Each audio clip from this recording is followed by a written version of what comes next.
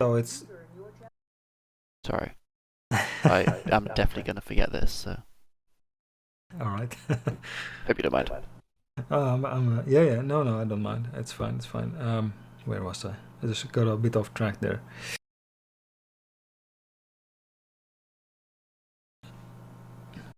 Where was I? Now I've completely lost the. Give me a. You went on your tangent about what you did on the intro module and how that gets people thinking about um like how the community strives towards a culture.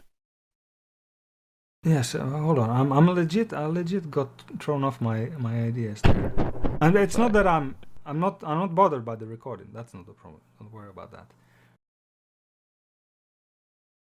I lost my fucking trail of thoughts there.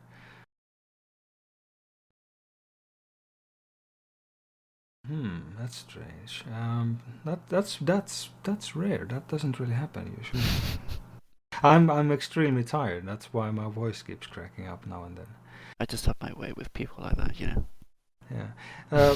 So we were talking about the introduction module, uh, talking about values, Yeah. inspiring leadership. FU sort of strives towards the educational organization, right? Yeah. Uh, real life skills. We were on to something about that, weren't we? So the people, a gaming organization. It's still an organization of people working together on complex scenarios over X amount of time. So that can be weeks, months, years, or even decades. So you're learning a lot of useful things. It's not less valuable than you would learn at work, as an example, or in school. Now, that's one of the reasons why I actually went and started studying it in the university, so I could use real sort of research and material within leadership and management and teach people this. Just overlay it in the context of gaming, because when we have the introduction modules and we sit and talk for a spare hour or maybe 2 extra hours about God knows what we get into.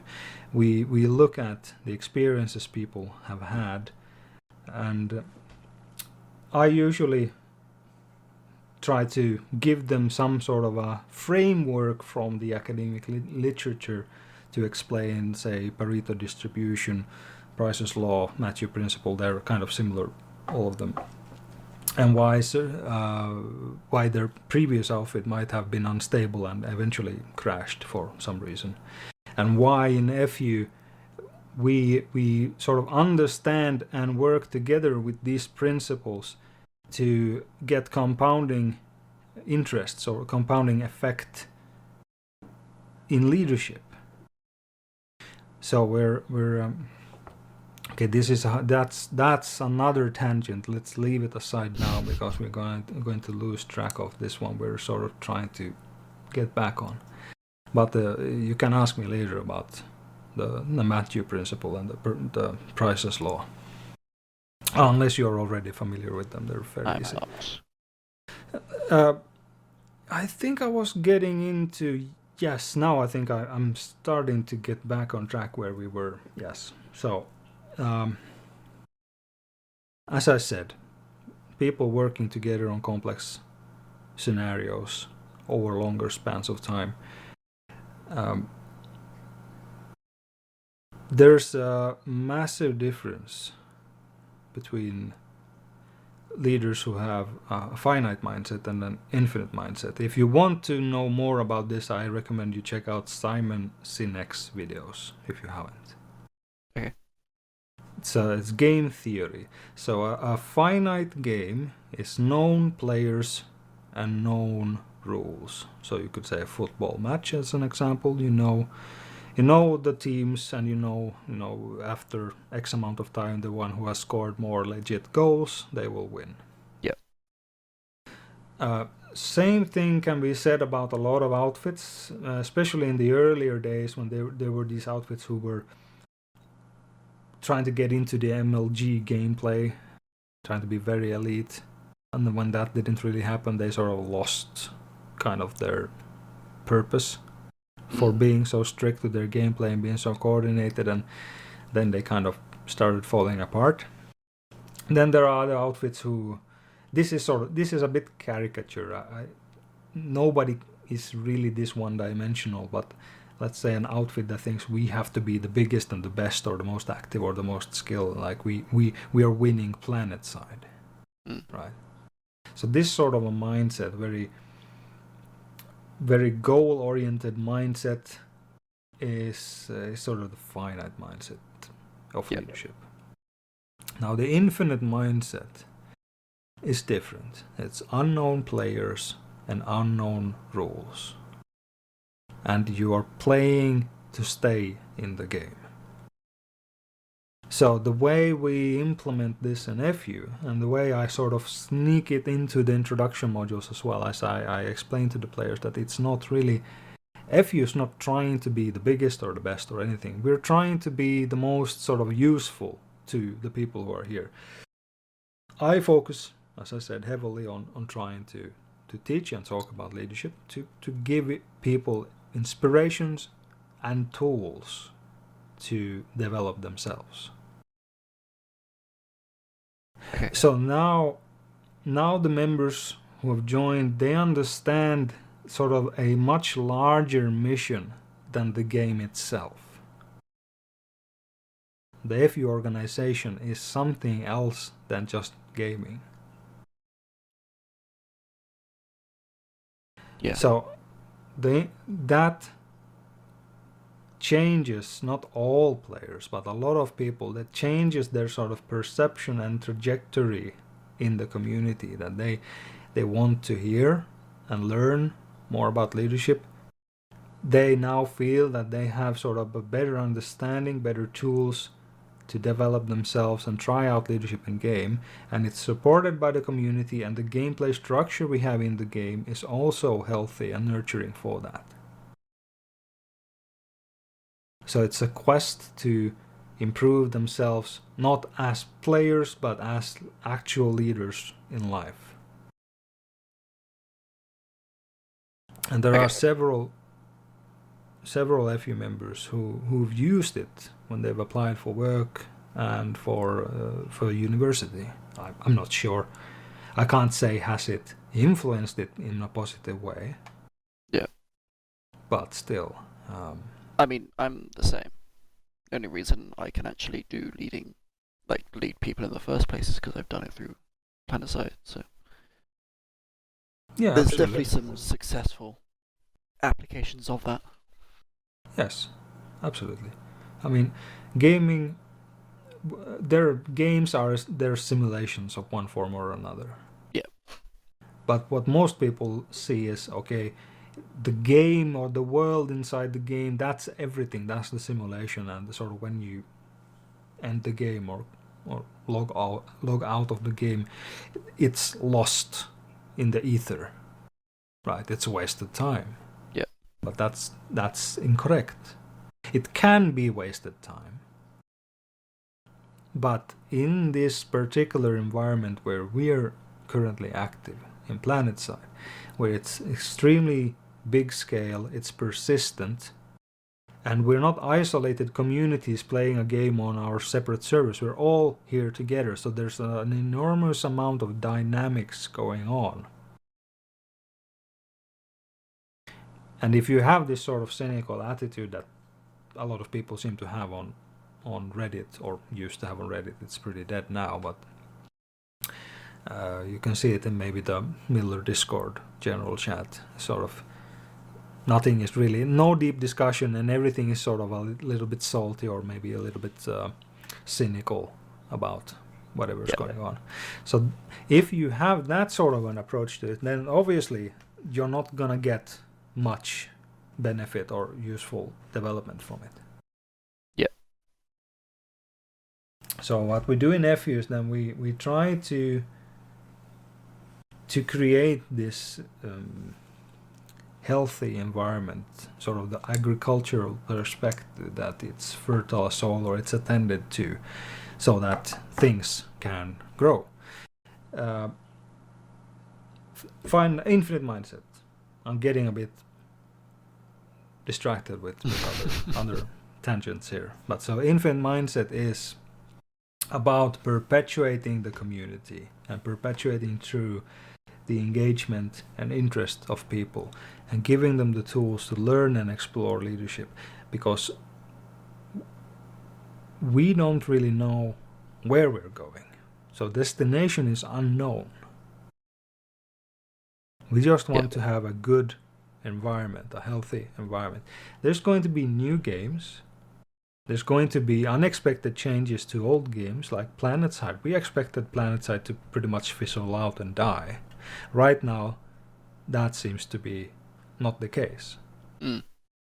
So, destination was unknown for us.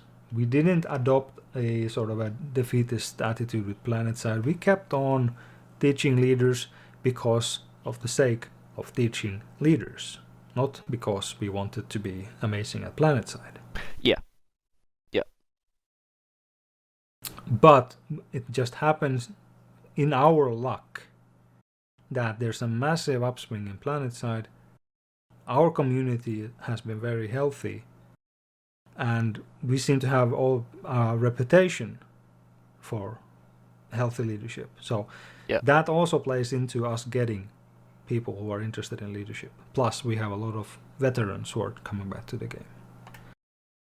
So, go on. No, I'm just agreeing.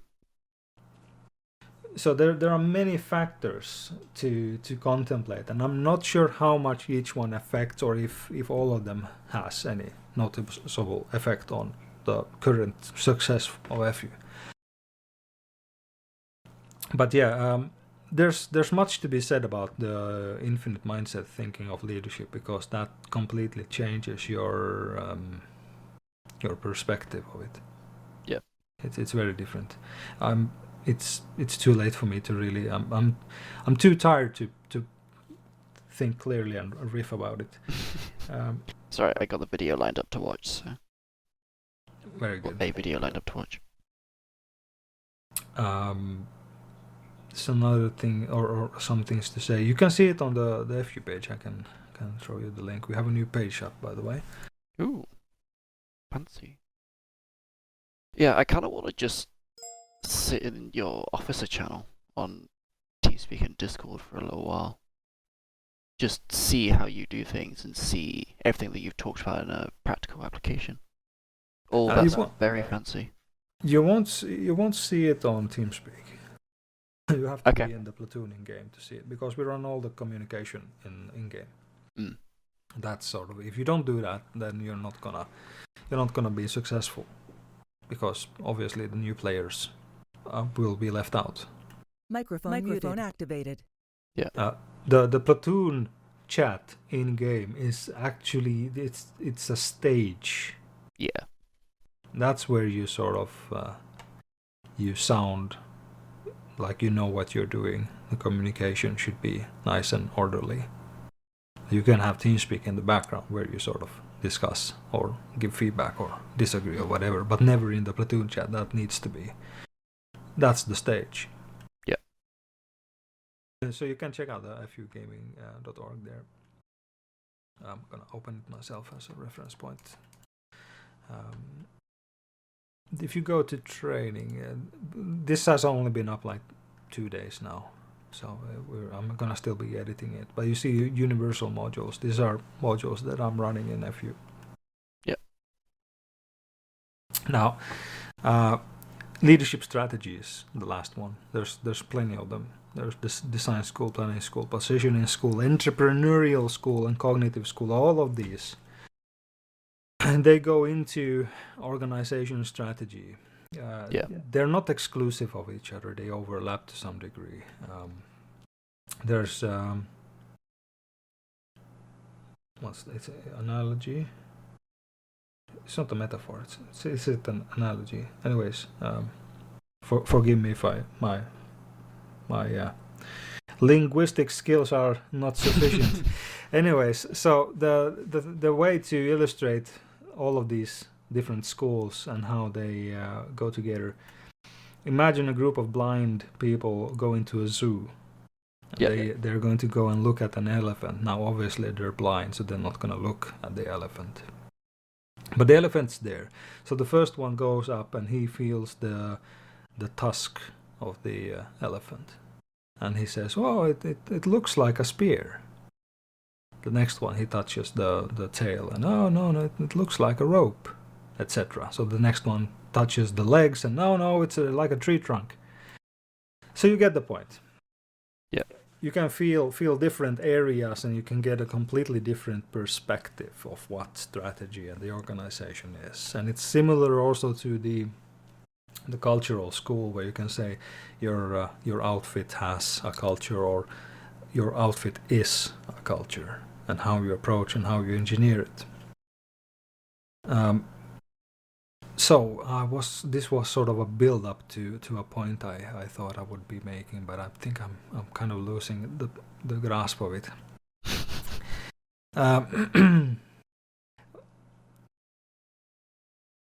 No, I think I'm yes, now I remember. Yes. So I was talking a little bit earlier about how the destination for FU is sort of unknown, and we're just sort of keeping a healthy community and teaching leadership for leadership's sake. To learn it ourselves and to teach other, and they who knows what they will feel when they touch the elephant and can tell us. Now, sorry, on that quickly. Sure. Is the motivation that is the reason behind what you do is to teach others? Is that what it is? Sorry, say again. Is the reason behind why you do what you do to teach others, like leadership or all that stuff? Or is there no yes. kind of? Well, I've been doing it since I was 15, and I'm 37 now, so I have like 22 years in the bag. Not bad. And real life on top of that and stuff. I like gaming just as anybody else who is involved in gaming. So I'm no different than anybody else. But I sort of have a natural tendency to be... I usually do things my own way, so to speak. I'm sort of this... it's called, in Finnish you would say it's ikiliikkuja. It's a perpetual motion. Okay. Type of person. So even if sort of, you could take an example, if FU would completely collapse tomorrow, I'd probably be playing and doing something else, building up something. So it's sort of an explorational journey. Leadership has been... I was very interested in leadership when I was around 15, and so I wanted to get in online gaming just to be powerful. There was nothing deeper about it. I just wanted to be influential and lead some people into victory in the fight. Yeah. And gaming back then wasn't what it is today. It was dial-up modems, 1 versus 1, laggy as fuck, and but it was a lot of role-playing kind of stuff, and you would collect the results from multiple 1 versus 1 to sort of simulate a bigger fight. It was complex, but it was the hottest stuff back in the 90s in terms of online gaming. Anyways, so I was trying to lead, or role-playing, whatever you want to call it, not knowing really what I was doing, but I was writing a diary about it. Not like this Dear Diary stuff, but I was making notes. Sort of, what did I do? How did this person react? And I noticed that, or I was suspicious that this person kind of is not interested, or he is interested, and I would follow up and see over time, was I accurate? So I would start to see a lot of patterns, maybe in my own head only, but I was eventually learning quite a lot of stuff by doing this. it's very similar to Marcus Aurelius' evening meditation routine. If you're familiar with that. I'm not. I'm just giving it a Google search. Yeah, it's. I won't claim that I'm an avid practitioner of that. I'm not. I don't really know the entire routine, but I've looked into it, and it's kind of similar. It's I see. Okay, self-reflection, yeah. Notes, etc. Yeah. So that was sort of a natural pattern for me. So I got into it. I tried leading some communities to learn more. Technical restrictions because of dial-up modems and real life kind of put an end to that. So I got out of the game, out of leadership game, so to speak. For many years there in between, I was in the military, etc. Then I started playing again, and I didn't really intend to lead anything, but sort of leadership selected me, if you understand what that means. Sort of what I mean by naturally. that. Sometimes just your sort of natural behavior is the type of behavior that people starts to follow and sort of expect you to lead. It's if you're communicating a lot and you sort of you see something needs to be done, and then you do it, etc. Yeah. To kind of wrap up the tangent about if this has always been sort of my stick. It's always been an interest of mine, obviously, because it's I consider leadership to be a universal skill. First, to be a good leader, you kind of have to be able to lead yourself. So you have to have yourself under control to some degree before you can really, truthfully provide leadership to others. And that's also why I apply that principle to FU as well. If we can't lead and have a healthy community, I wouldn't go out and advise or try to help others either. So getting your own stuff in order first before you start helping others. So learning leadership as a universal skill applicable in real life in essentially any context. That was my personal drive.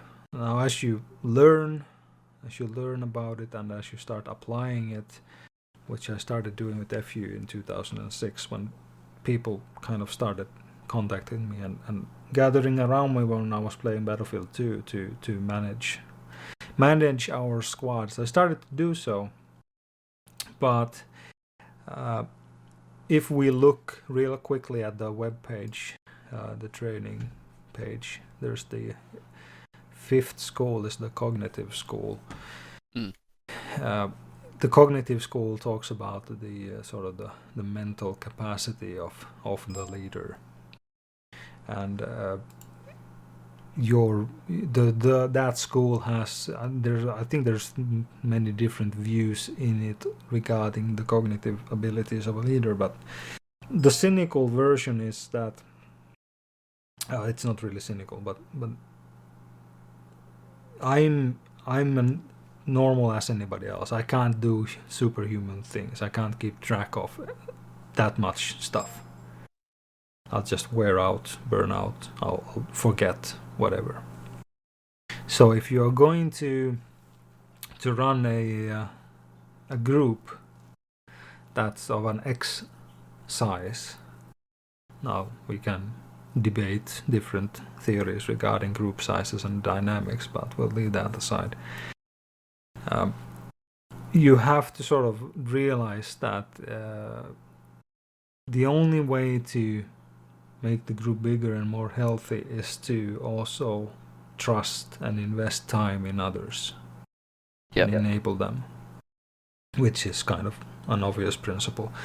But in the cognitive school, there's more details regarding that. It's a fairly interesting one. When I first studied it, I was like, nah, this is not really relevant. But after some time, I started to understand that it's actually quite interesting. Anyways, so my leadership developed from then being this kind of glorified manager in game. I started to actually understand and focus on leadership because I needed to. User joined your channel. Don't worry, he's just gonna listen. yeah, it's okay. Phil is welcome. Anybody's welcome. I mean, I do this public stuff. Cool. You should attend the leadership level up leadership workshop I do. So, anyways, naturally, just expanding towards teaching other people or trying to teach them. It's not like I knew what I was doing really. I mean, I was exploring the concepts and eventually learning from mistakes, etc. Yeah. As pretty much everybody do. You can't. The thing is, you can't watch videos and listen to seminars or discussions about leadership and learn it. Not really. You have to practice it. Yeah, for sure. So there's something called, what's the name of it? Bloomberg's taxonomy. Was it? Let me check that before I tell you sweet little lies.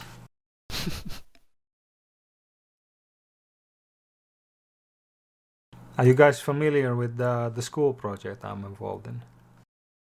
No? Let me fetch you the link for it. You'll see.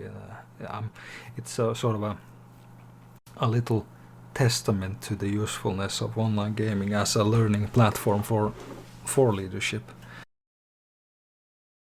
I was invited to a school in London to help develop a program for the students and the faculty to work better together. Interesting. Which is purely based from FU, because one of the FU members was a student and he held a presentation about FU, and after that I was invited over there, and it just happened. We happened to have a real life meeting in London, so we timed it in, and I visited the school, and I 1 year after, and that was last November, I went back. I did a case study in that school, and after the case study I got contacted by the Daily Telegraph about it. Wow, that's crazy. So there's the link. So don't assume that it's all a waste of time and just games. This gaming is underestimated in its potential, and that's what we're exploring. You're such an elite video gamer. This is the proof. Yeah. Yeah, that's. Yeah. We've that meme has already expired in FU, the elite video gamer. It was fun while it lasted.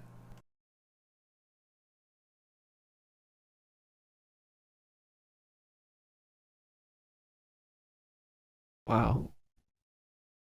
But I wrote sort of the case study I wrote for the school. There's I'm looking for there because the system in the school is based on the system of FU, so the case study of the school is also very reflective of FU and the underlying mechanisms. So the let's see we have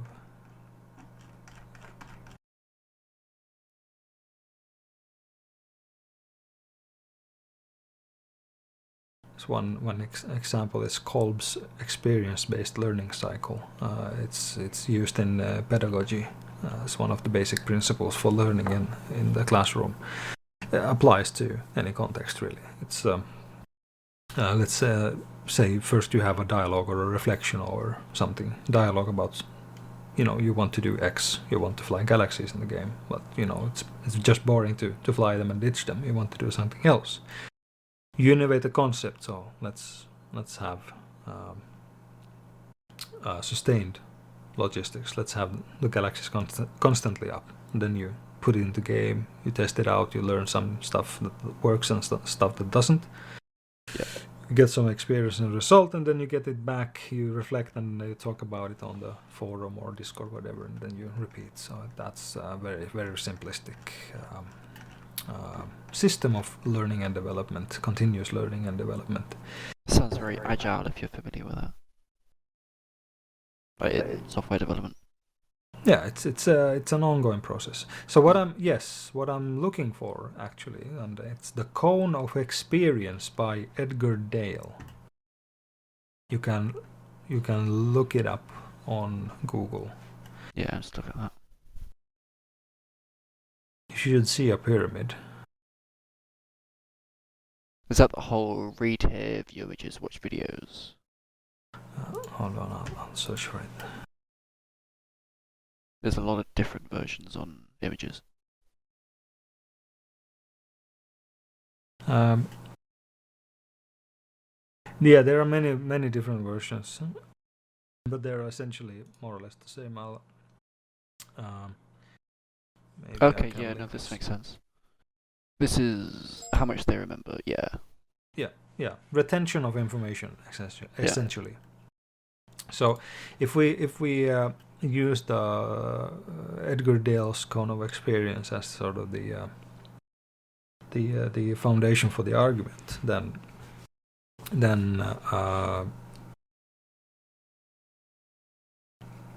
teaching others is by far the most efficient way of learning or retaining information. So me doing hundreds of hours of discussing these things on TeamSpeak with various different people of various different levels of experience and background. It's an immense wealth for me personally.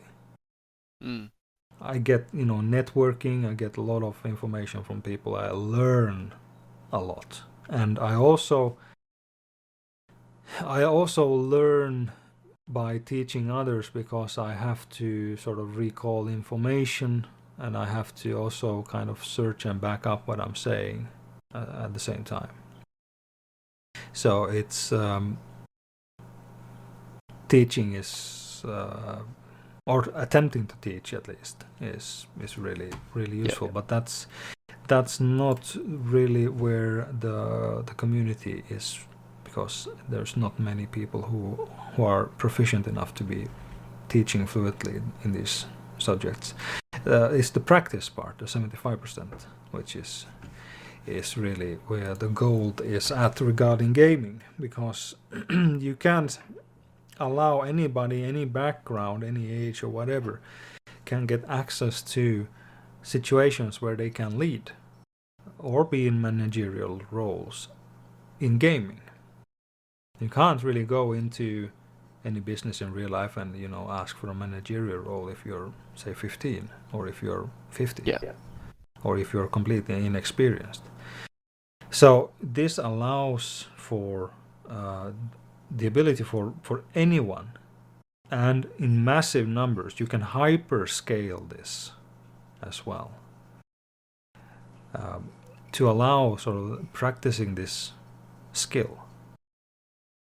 So gaming from that perspective is very, very interesting as a medium, because there's really no other medium where you can do it. Not to that degree, at least.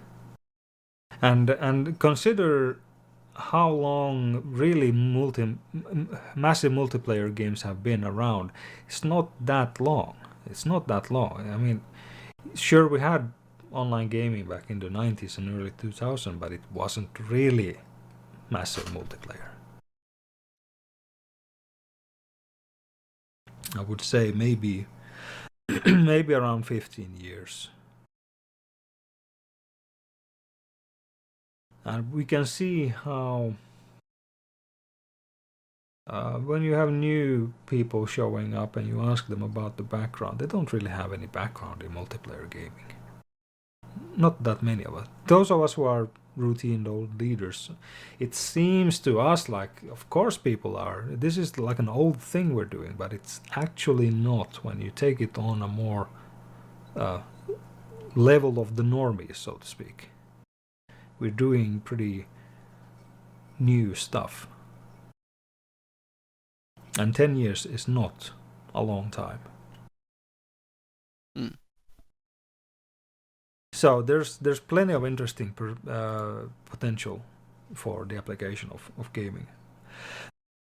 But it's if you don't have that perspective, and that's now what if I'm really going to let you in behind the scene here, what I'm doing now is I'm actually practicing infinite mindset leadership on you. I'm giving you perspectives. Yeah. And hopefully inspiring as well. So that's sort of, now we're getting into leadership, and it doesn't matter if you're in a different team. That's completely irrelevant.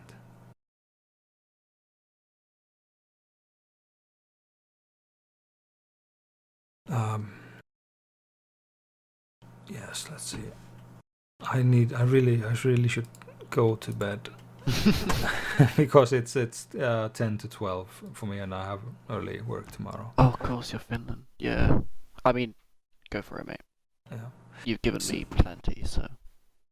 Yes, I mean, we're really just scratching the surface. Trust me. I mean, we could go on for much longer. It's Yeah. I we could haven't listen talked to this stuff for so long. Yeah, I mean, And I get the impression you could talk about it for so long. Yeah, I've been around. So we were just getting into sort of why I'm here. That was the thread we were pursuing. So people started to follow me, and I needed to expand, and I started to learn by doing, essentially, and teaching leadership. And yes, that's how we got into the cold learning experience, cone of experience. And that's sort of how I started learning about it a lot, and how I started to put, other people who are practicing, and they get good, and you expand the organization, etc., etc. And at some point, I was striving to make the community as self-sufficient as possible, so it wouldn't rely on me. So I would get away from this kind of personality cult-esque community. Yeah. Because in doing so, it frees me up to do other things.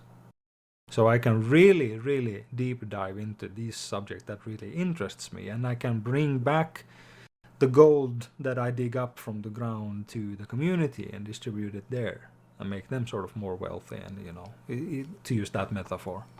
Yeah. So that's how I kind of spiraled into this more and more, and it's been really interesting and rewarding to continue doing, because it's giving me a lot of insights and skills, but it's also giving to the other people without really taking anything away from them. And if I can also do it at the school and provide them, then the community benefits from it. So it's sort of there's a positive feedback loop to this. Yeah.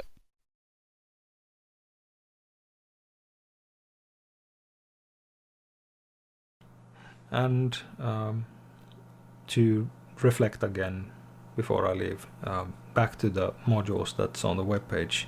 Now we've talked about culture, cognitive, schools, at least so far. One thing to say is the entrepreneurial school. By providing information and knowledge to people, knowledge, you shouldn't just provide them with knowledge, because unearned knowledge can be very dangerous. So people who learn to use certain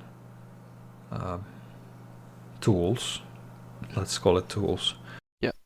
If they don't know really why and how to use it, it can have very negative consequences.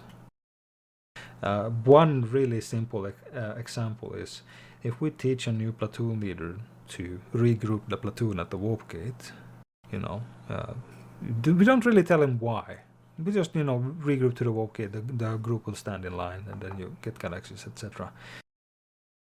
if they don't really understand the purpose of the formation, they might start doing silly stuff like, parades or role playing, or just staying there, having everybody stand in really straight lines, or just nonsense really.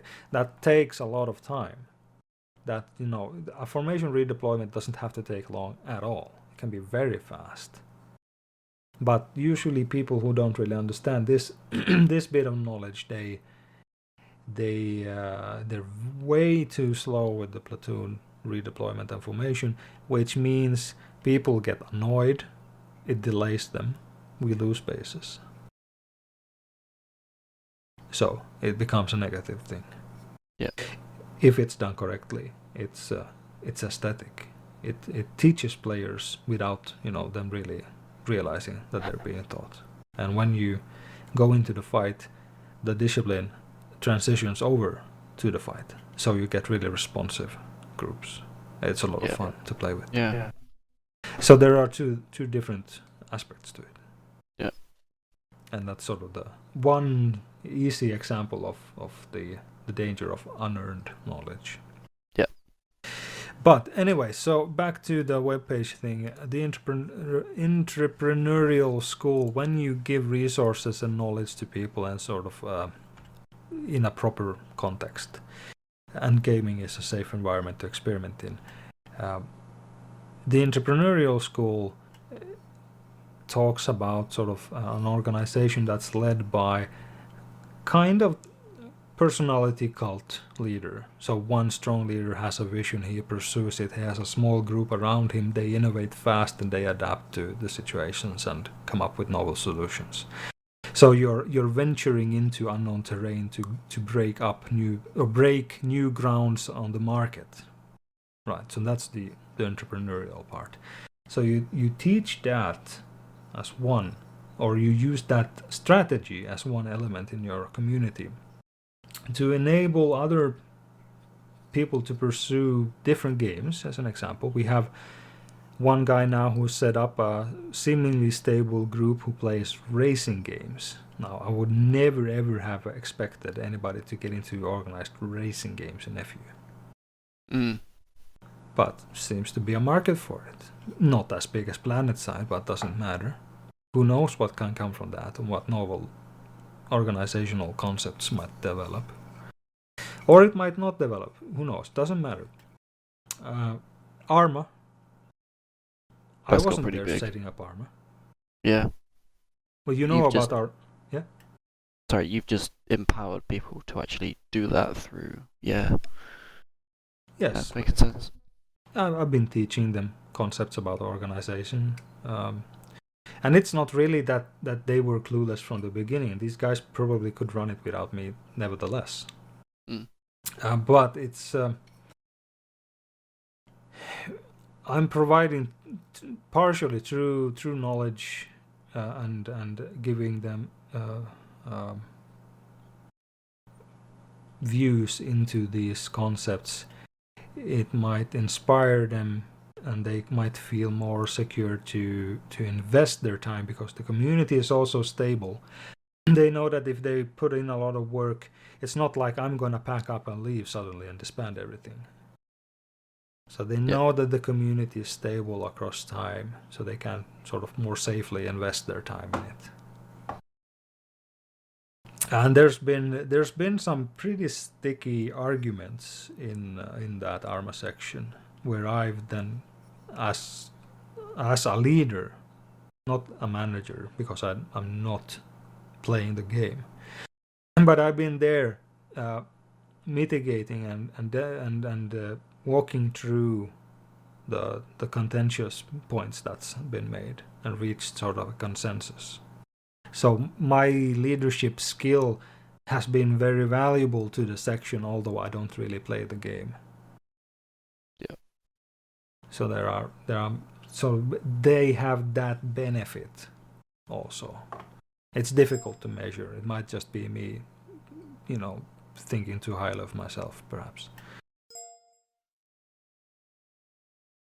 But the entrepreneurial school is... destination is unknown. We provide people with the resources, because I don't have enough time, I don't have enough brain power to keep track of everything. Now we're getting into the cognitive school. The leader is limited cognitively, but the organization isn't just the leader. You can decentralize the processing power and distribute it over the whole organization, and have it sort of as an entity that thinks and reacts for itself. So now you can amplify it unknown amounts of time, the way the organization works, so it can expand into different games. But there needs to be some sort of unifying ethos. So that's the culture again. Now we're getting back to the cultural aspect of the strategy. So you need to have something that binds it together, otherwise you will have completely segregated groups. Anyways, I will be true to my word, and I will bid you good night. Alright, thanks so much, man. Have a good sleep. Yes, we can. I'd love to continue discussing these things, because, well, it's not been a discussion. I've been rambling about it, but It's been a very, very interesting monologue. yeah. Send me the recording. Maybe I will upload it to YouTube if you allow me. Yeah, I mean, it's your voice, so. Do you have No. any other